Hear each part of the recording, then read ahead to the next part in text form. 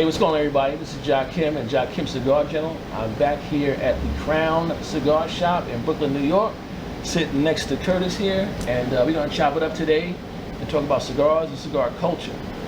I was here back in November, right around Thanksgiving time, Curtis, and we're back. I noticed that the shop has definitely changed since then.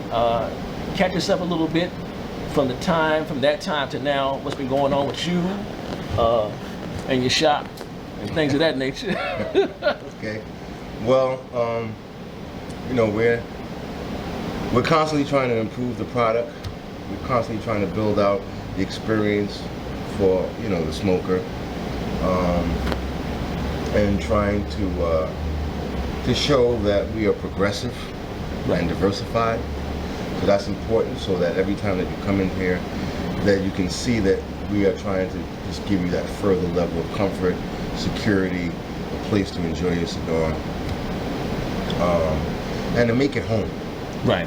You know, that's one of the big things. Like, a lot of people call this the living room. I like that. I like that. Yeah. It's so it much has that so, feel. Yeah, so much so that maybe we should have called it the living room. I got you. I got you. So that's basically it, you know, just trying to just figure out how this process works as far as having it to continue and to grow. And that's like the crux of it. Gotcha. So one thing I want to discuss with you a little bit today is, okay, the weather's warmer. It seems that when we go into the summertime months, there's a lot of things happening in and around the culture involving cigars and things like that, events and things like that. Are you going to have anything popping here this summer, or will you be a part of anything going on when it comes to enjoying cigars and this season? Well, we always try to participate, right? Right. So we just had Cigar Culture Week. Okay. And now they're having like a cigar fest, New York Cigar Fest. Right. We had New York Cigar Culture Week. We participated in that. We had hosted an event here on Wednesday of that week.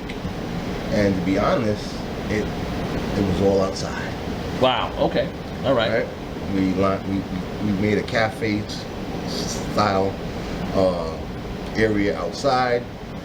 You know, decorated everything, gave everybody what they kind of get in the experience here outside. Because what happens in the summertime is that people like to smoke outside.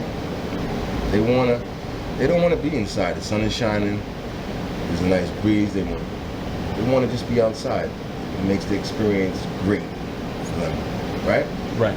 It's a weather-driven business to a degree. You can still have that, you know, camaraderie in the group, or you can sit outside and kind of find your niche outside and just be with nature. And, you know, what greater nature is it than a cigar, because it's such a natural product. So that's what we did. After that, you know, we kind of toned down because, as you know, I love football. So there we go. Yeah, definitely football fan right here. Love the game, and so we're kind of like gearing up for that season, making sure that, you know, we improve the circulation in here even further. Right. Control the climate in here better. Make sure that we can accommodate those guys, because, you know, that's when guys really come together to watch the game and have a cigar. And they go hand in hand. Right. It's like a good drink and a great stick. That's it. Great stick and a good drink. That's it. So yeah, that's a big thing, to be prepared.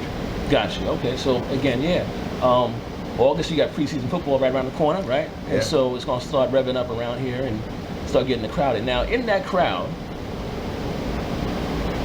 do you get a lot of ladies that come through here and enjoy and indulge? You know, ironically, I want to say that women are really ramping up. Yeah. The experience. They've now come out of the shadows. They've probably been doing it quietly. Right. Now they want to be included in the process, right? Gotcha. And so we open up, and we have a lot of women that come through here. Gotcha. And like anything else, they are very collective. So they don't come in. You know, a guy will come in by himself. Right. find his niche or come in by himself and fit in with the group. Women come in together. Yeah, yeah. Right? And so, I probably do that because, you know, they know that they're coming into like a boys club type of situation. So they want to come in with a little force. Yeah, yeah. Absolutely, right? yeah. And comfort. And so they come together. And then after they realize what this is and they realize that we're inviting, they come by themselves as well. So we have all of that and we try to accommodate those different genres of people. Gotcha. Well, here's something. I know, like a lot of men who are married or what have you, they're enthusiasts, right? And their wife might not like the smell of cigars, right? So when you said that, a thought crossed my mind, right? So you may have some single guys in here who are not yet married, you know, and there's some single ladies in here that enjoy cigars. Perhaps you might do some type of like cigar speed dating or something like that going on. It's funny. I'm teasing, but one of my partners try to put that together. Right. That's what you want to do. That's what you do. I hear you. It's great for your partner to enjoy what you enjoy and not make it like a problem. So you don't have to go outside and and 2 blocks over in order to enjoy your cigar. So like-kind minds kind of come together. So like-kind habits, like-kind pleasures come together. So if this is where you're going to meet your person, you know, so be it. Right. No, I got you. So somebody did come up with that. All right. Yeah. So, all right. New Yorkers do things differently. We know this. I'm a New Yorker, although I live in Jersey City now, right? I'm a native New Yorker. So the New York cigar culture is probably different than what some people may do in different places in the country. Absolutely. Now, Brooklyn, you know, there was, I don't know if it was the Guru from Gangstar, he said Brooklyn is a planet. You know what I'm saying? Brooklyn the planet, right? So Brooklyn people do things even more different than the rest of New York does it. Absolutely. Would you say that also transfers over into cigar culture? Like, is the Brooklyn cigar culture maybe just a little bit different than, say, Manhattan, Queens, or other places? Absolutely. So Brooklyn's a tough place. Right. It's tough. Right. It's just a natural thing. I don't know where it actually came from, but Brooklyn is tough. So you've got to kind of convince the people that, you know what, you have what they want. Right. You know, Brooklyn is show me. Right. Tell me. Show me. Right. So that's probably the difference. In Manhattan, you have such a population of just walk-through that they sell it to themselves. We have to sell it to them. In other boroughs, it sells itself. You know, I'm going to the shop, you know, oh, what's this? Let me go in and see. Brooklyn is like, show me what you have, what you got. Come out and show me. Whereas they will come in to see. So that's kind of the difference. As far as other states are concerned, well, it's very different, right? Right. Because New York is under all of these restrictions, it's even harder. Right. Right. In other states, you can go and buy a drink and a cigar. You can't do that here. You make a choice here. You either sell drinks, no smoking, right? And you sell cigars, and you can bring your bottle. Right. So that's another big issue here. You know what I mean? And we're gonna fight that issue. We're from Brooklyn. That's it. Brooklyn Knights are definitely fighters. We all know that, right? So that's what's up. So I don't know if I asked you this before, but I will ask again. For some of you that didn't catch the last video, out of your brand, do you have a favorite stick that you just like? I know you love all your sticks, but do you have a favorite one? Because I personally, I told this before, I'll tell you anytime you want to listen, I love your Rhino. Right. You held me down when I was in Kuwait with them Rhinos. So that's my favorite stick. It's a special thing for me, them Rhinos. But do you have a favorite stick? Initially, the Rhino also was my favorite, and I constructed it based on my own behavior, right? So the Rhino is a lengthy stick. It can last, some people have smoked it for 2 hours. Yeah, that's me. Right? I did that to slow down my smoking because I realized that I was like smoking like maybe 7 to 9 cigars a day. Wow. Right? And I got annoyed having to light another cigar and another cigar, so I constructed a cigar that was going to last longer because I do everything with the cigar, right?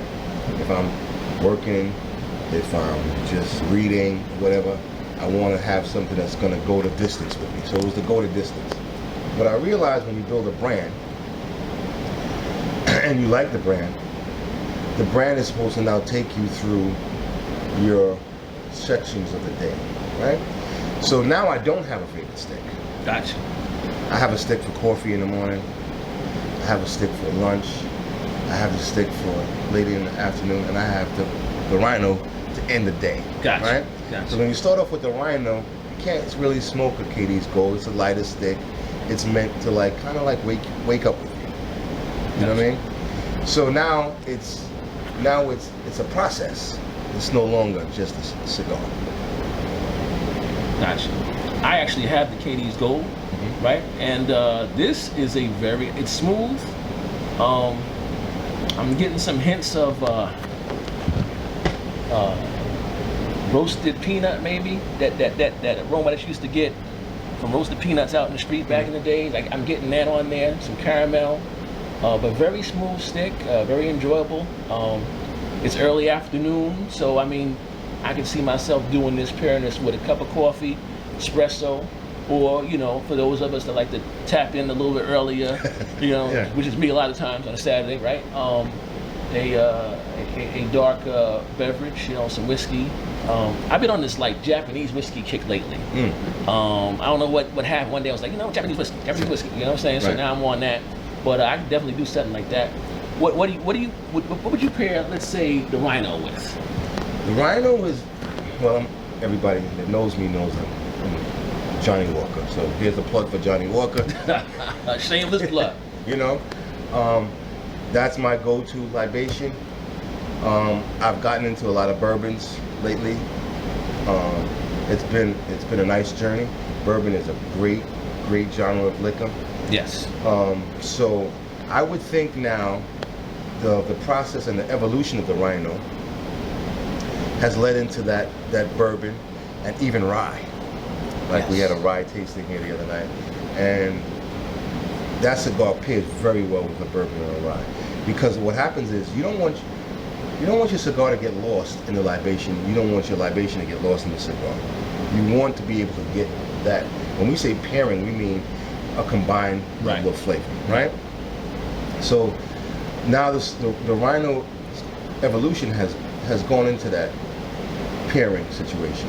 You know, you're drinking this very distinct libation, and you've got a very distinct cigar, and they blend together, and the mixture is what happens, right? So, you know, it's like when you have a steak, why do you have cream spinach or potatoes? Because it's about finishing that meal. Right? It's about that balance. So I'm seeing a great balance. I'm getting a great response from the balance of it. I introduce it into that, and like I said, it's more of a, I would say, the stick to finish the day, because you know, as you know, the Rhino changes, right? It goes from light to medium to full, but it goes according to the way you smoke it. So just the same thing with your drink, right? You don't shoot back a good bourbon or scotch. You kind of sip it. So this is where the Rhino works well, right? You sip your drink, you get your puff. You sip your drink, you get your puff. And as you go through that process, they enrich each other. Gotcha. So that's the important part. Gotcha. It's about the enrichment. Gotcha. Definitely. I would definitely respect that, and I can agree with you there.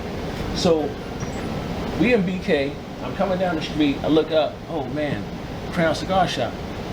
I don't know anything about cigars, but I'm curious. I'm gonna come inside. Hey Kurt, or if I don't know you, sir, I'm new. What do you recommend? How would you guide me? If I know anything about cigars, which one of your brands would you put a beginner on that would be kind of safe for them to get into and dip their toe in, if you will? So, as you're smoking the KD's Gold, and there's also a KD's Black, right? So both of those cigars allow the smoker not to be intimidated, right? Because sometimes you want to try something, but you're a little intimidated. You don't know what you want to do. So the first thing that has to happen is the construction of what the cigar is has to hold up. This is a very, firmly constructed cigar. Yeah. It's durable. I can agree there. Yeah, absolutely. Right? So there's Absolutely. a great level of durability in the cigar. And what does that mean? That means that it's gonna, you're gonna smoke the cigar, right? It's not gonna smoke you. Right. Right? It's not gonna burn through you. You're not gonna get a hot mouth from the cigar. Not going to turn green. Yeah. That can, like, overwhelm. Right. Gotcha. So and it keeps a certain pace because of the construction. And then after you can keep that pace, now the smoker can actually get notes, right? And that's what you do. And you accompany that person through the process. That's a big thing. Cigar's a relationship. Sorry, guys. So, is that bad? You go ahead and No. So, this is real life, people. This is Sorry real about life. People get phone calls.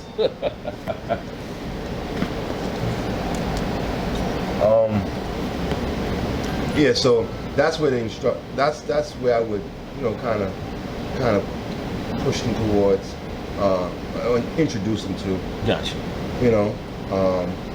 To give them not an overwhelming, like the Rhino can be overwhelming. Yeah. The Brooklyn's black and white can be overwhelming. The joint is definitely something that's, intimidating just on the look of it. Right.